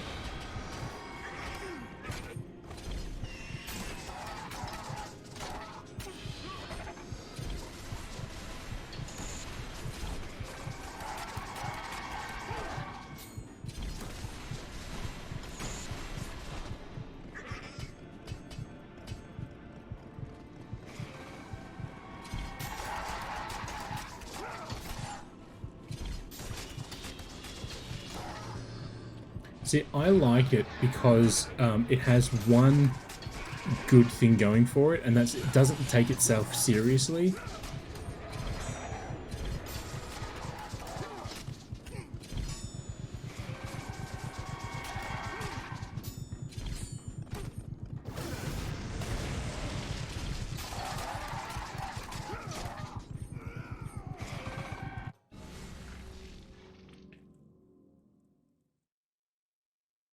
Again, though, like, I don't know, it's, to me, it also suffers from a pacing issue. The worst pacing that I've seen in a Marvel movie since Endgame is the Marvels. I watched that the other night as well. Hadn't seen it since I saw it in IMAX in Melbourne. But by God, does that movie have a pacing issue? Like, it literally starts off with them getting their powers entangled. And 10 minutes later, they're talking, or 15 minutes later, they're talking about it. And then 15 minutes after that, they're in sync on their powers for the most part. And then half an hour after that, we're at the end of the movie. It's like, it's just too quick. Like, there's no sense of struggle. There's no sense of you know, dealing with the aftermath of anything.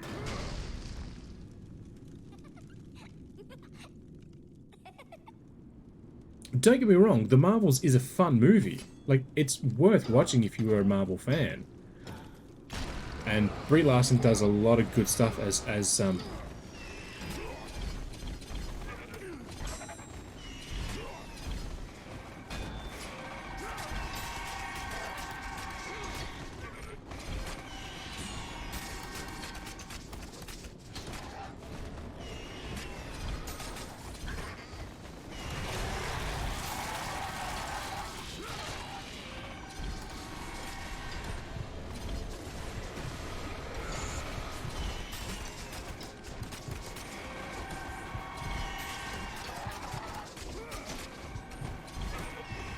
I honestly found her to be more fun as Captain Marvel in this one than I did in the actual first movie. Not him, you stupid thing.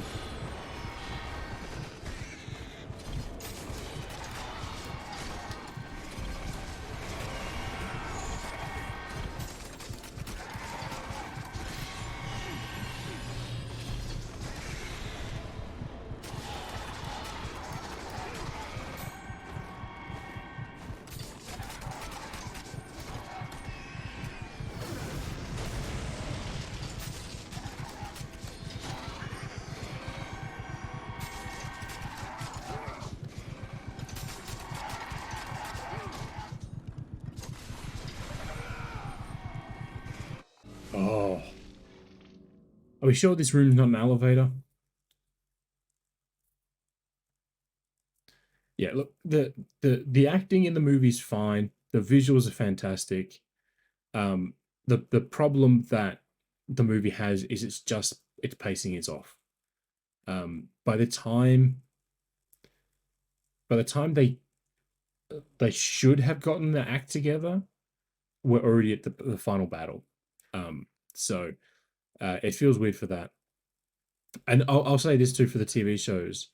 The Marvel shows feel like movies they've chopped up into episodes, the same way the Futurama stuff. If you remember the Futurama movies they made years ago, and then they cut them up and added a few extra shots and then put them on TV as standalone episodes, but they weren't standalone, they were all tied together. The MCU TV shows feel like that. Which, you know, it's not a horrible thing, but it's like the first season of Castle. Like, I love Castle, I think it's a fantastic show, but the first season was only 13 episodes because it was considered a filler show. South Park did the same, yeah, you're right. But when they're a filler show, like when they're a mid-season break show, they generally only have 10 to 13 weeks to tell whatever story they're trying to tell. And they do so, right? They have individual story beats that happen in every episode, but then they have an overarching thing. You watch Stargate or Star Trek, like not modern Star Trek, but like Voyager and Deep Space Nine, Next Generation, things like that. You watch those episodes and they'll have an overarching story, but they're generally more about the day to day. But TV shows back then, I say back then, but you know, in the 90s and early 2000s, were built around the individual component of things rather than a grand narrative. Whereas Marvel are trying to do grand narrative first, secondary story second, and it's just not working for them. Oh, so I'm procrastinating here now because I'm like, I don't want to have to watch that girl giggle and run away again, and then obviously fight all the bloody things. Let's try again.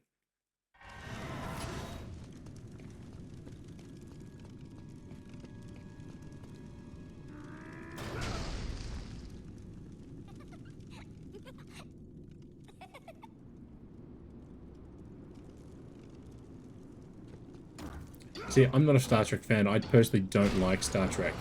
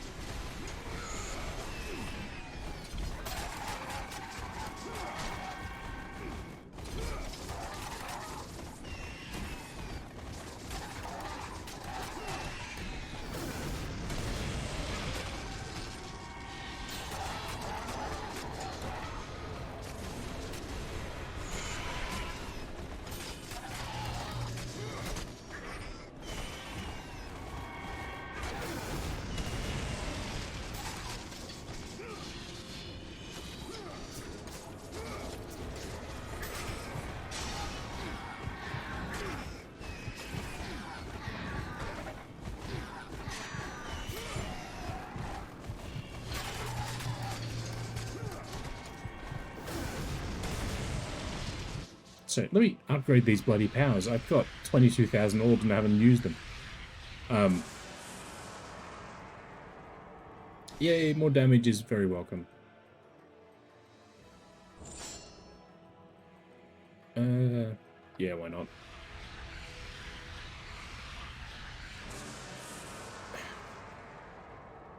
I don't know. For me, the biggest problem with Star Trek, and it's the same with the original series, it's the same with the Patrick Stewart one, it's the same with the one with Scott Bakula, and it's even worse in the Paramount crap that they're shoveling out these days.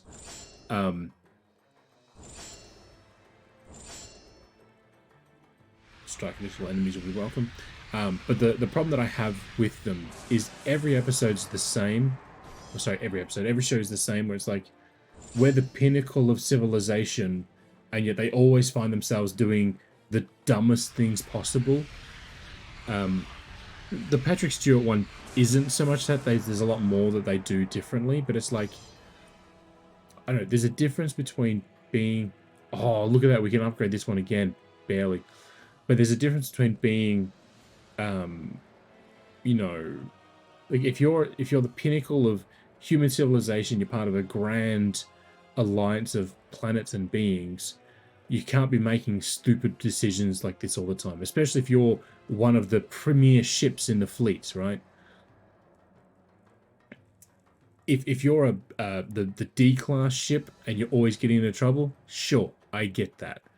But if you're the A-class ship or the triple S ranked ship and you're always getting into trouble, it's like, well, maybe you're not the best of the best. That's why I like Star Wars. Star Wars doesn't proclaim to be, you know, oh, Luke Skywalker is the best hero that we can imagine. It's like, look, no, he's not. We see he's not. He, you know, loses to a Wampa. He almost dies in an ice cave. He can't do anything. You know, he's on Dagobah. Like, he's pretty useless in that movie, right? But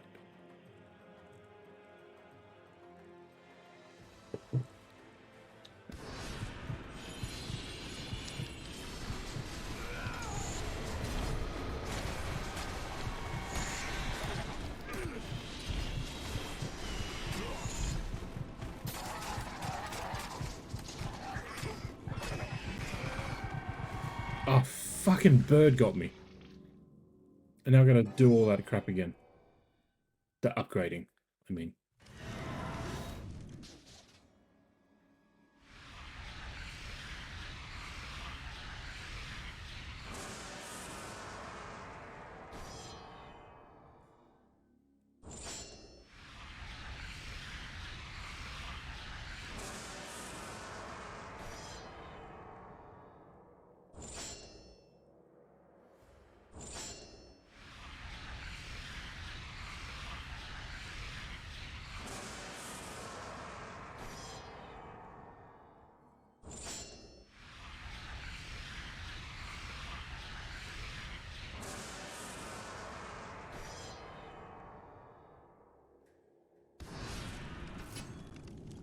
Like, I like the J.J. Abrams Star Trek movies because, you know, the first one is definitely more of a we're not perfect sort of scenario, and it works.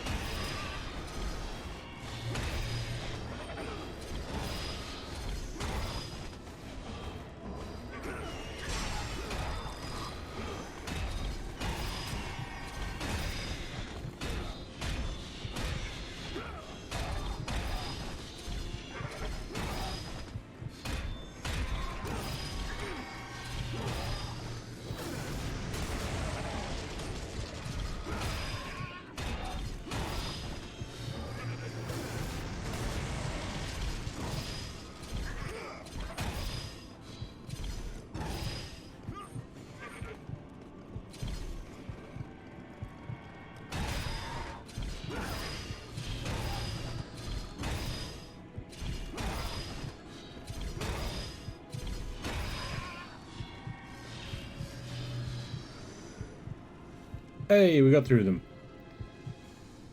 I don't know who Lex is. Sorry.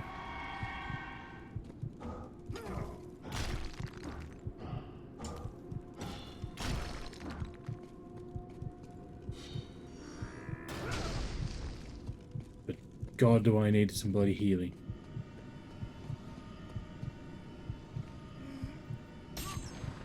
Okay.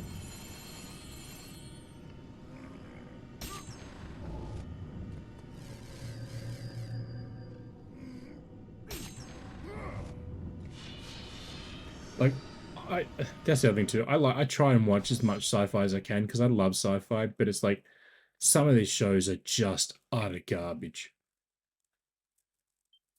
There was one, I can't even tell you what it's called now. Right, I just cannot tell you what it's called. But it was about somebody who went back in time, and there was a cult, and um, that's pretty much all I can remember now. Now that I'm thinking on it, I can't think of anything else from it.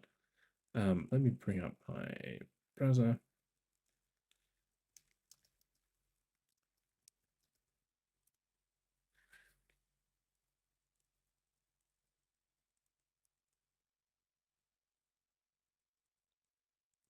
Continuum. That's what it's called. No, I don't get me wrong. I love a good fantasy or medieval type show. But sci-fi, it's more, you know, what could be more than anything else that I like about it. But Continuum, it ran for 4 seasons. A detective from the year 2077 finds herself trapped in the present-day Vancouver and searching for ruthless criminals from the future.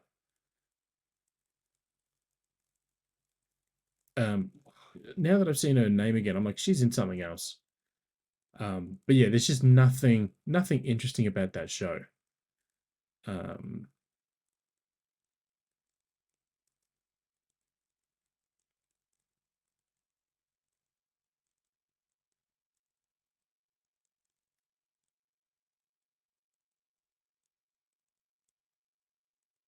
Oh, okay. She was in The Librarians, the TV series.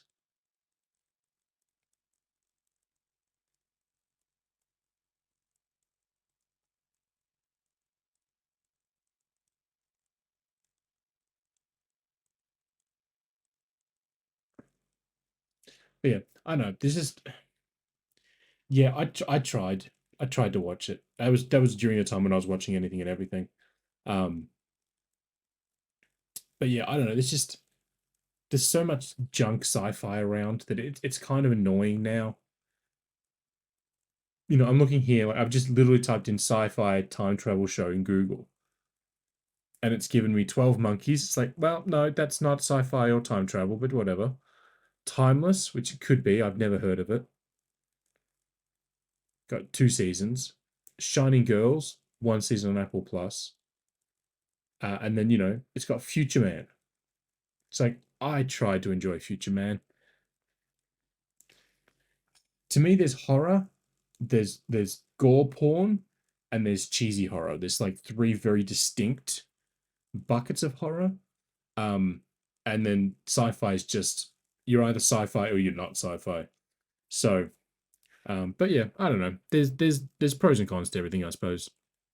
But with Marvel, if Marvel want to do more TV shows, which I know they do, they need to either make the seasons longer, 8 episodes at 45 minutes a pop, or half an hour each, I suppose, if they're doing 8. But the thing they need to do more than anything is they need to be fucking consistent with their goddamn bloody episode length. And this is not a Marvel thing. This is a Disney Plus thing. We see it all the time. Like it was an episode of Boba Fett. Once you take out the recap, the opening credits, and the end credits, I think the episode clocked in at 23 minutes. But with the recap, the opening credits, the closing credits, and the translation, cast at the end, I think it ended up being like 38 minutes according to the runtime, but it was like 23 minutes or something of watching thing. And I remember it because I remember calling it out, saying this is absolute bullshit. Let me see if I can find it.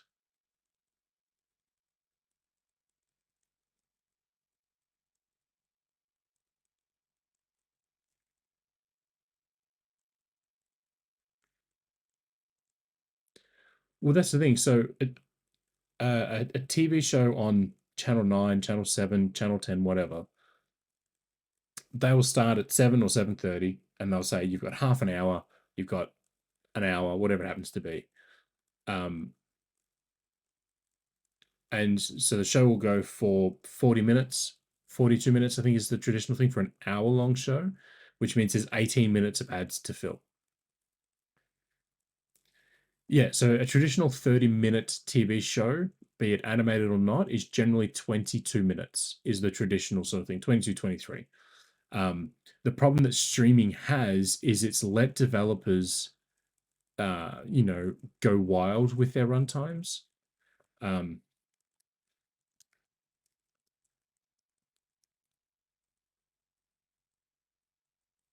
So literally, I've just typed in MCU TV show runtimes.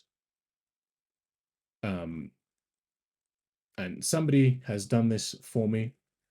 I will just pop this in here so you can see what I'm looking at. But they've got WandaVision, 4 hours and 30 minutes is the total runtime. The average is 30 minutes. The shortest was 21 minutes, right? And you go, that's not good. But there were 9 episodes. So you go, okay, across 9 episodes, that's not so bad. Yeah, so wrestling. So anything that's been set in stone from the past, from more than 10 years ago, it's going to be pretty consistent. But all the new stuff is the stuff that's struggling. But looking here, right, the longest episode of Secret Invasion clocked in at 49 minutes. The shortest was 29 minutes, right? And they had 3 hours and 43 minutes of content over 6 episodes, whereas She-Hulk had 9 episodes and they only had 10 more minutes worth of content.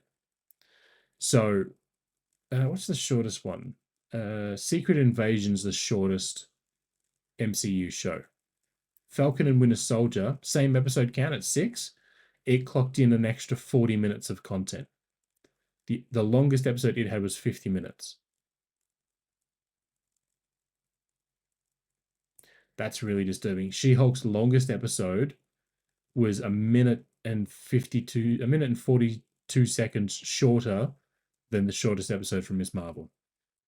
There you go.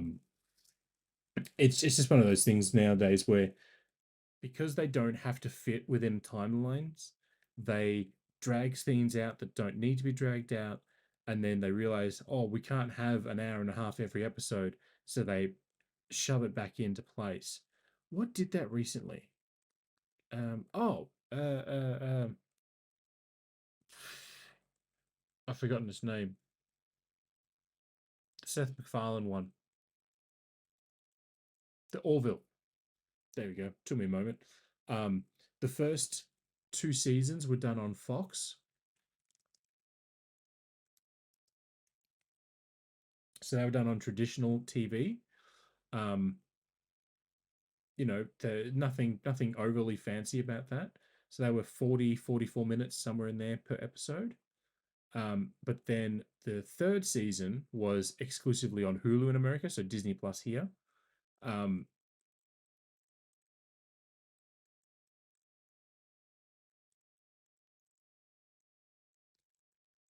Oh, it was literally on the screen before.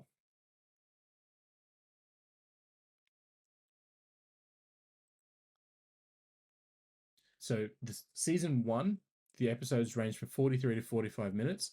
Season 2, the episodes ranged from averaged 48 minutes. And season 3, the episodes ranged from 60 minutes to 86 minutes an episode. I remember that there was a massive, like almost 2-hour long episode of season 3, and I remember watching it and just being like, "Holy crap! This is just, it just keeps going." So it's just one of those shows, one of those episodes where it's just like insanely long, but it didn't feel rushed. It didn't feel like there was too much happening or not enough happening because of the runtime. It was just generally pretty well put together. So yeah, that's going to do me. Otherwise, I'll rant and rave for another hour on how stupid things are. The next time I'm going to rant about special editions for video games and early access crap, because that needs to be talked about. But yeah, so there's just been a lot happening. Sorry, there's a lot happening with the MCU that they need to address. The fact that we've only got one movie this year and it's Deadpool and Wolverine means nothing. It's not Marvel rejigging things to do better quality. It's literally because of the actor strike and the writer strike. They couldn't do things for almost half a year. So they've just pushed everything out because of that. So, you know, yay. But yeah, that's going to do us for this week. We'll be back on Monday for more of the session. We just got into the Persephone's Palace. Let me just see.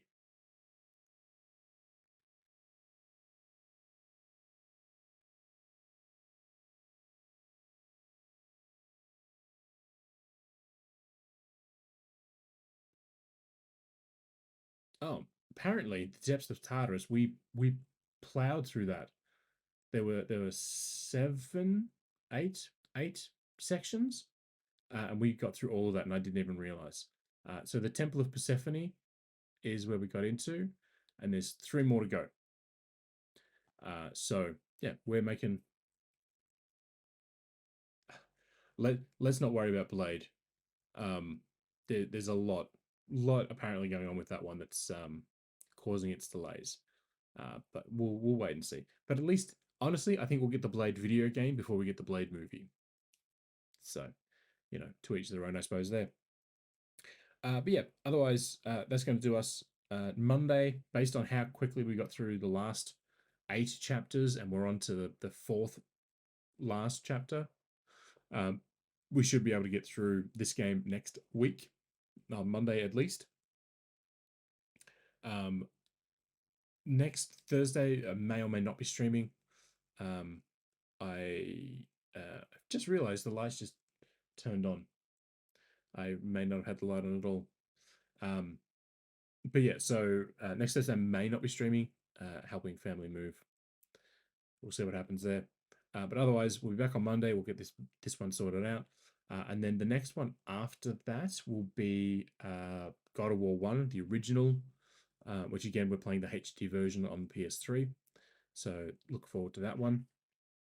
If I am streaming next Thursday, we'll start it then. If not, it'll be the Monday after. But otherwise, if you do watch live, thanks for watching live. If you're watching the replays up on YouTube, I do hope you enjoy them. I do need to fix them up. I just exported them straight from Twitch, and I'm not happy with the way it's been done, so I'll fix those for the Ascension series, which are already up. Otherwise, though, we will catch you when we're online next time. But until then, happy gaming.